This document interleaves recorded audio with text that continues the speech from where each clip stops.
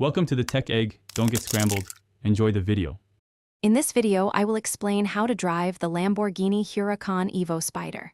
First, ensure you are comfortably seated and have adjusted the mirrors for optimal visibility. Press the red start button to awaken the V10 engine. Next, select your desired driving mode using the Anima selector on the steering wheel.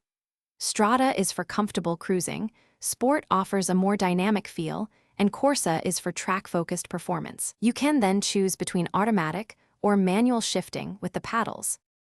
Each Anima mode significantly alters the car's character, from engine mapping to suspension stiffness.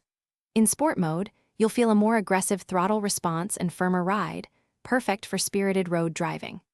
Corsa mode unleashes the full potential, optimizing for track use with lightning-fast shifts and maximum grip. Remember, this car can accelerate incredibly quickly, so always be mindful of your surroundings and use the robust braking system effectively. When cornering, smooth inputs are key.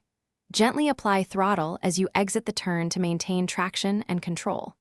The Huracan Evo Spyder offers the exhilarating experience of open-top driving.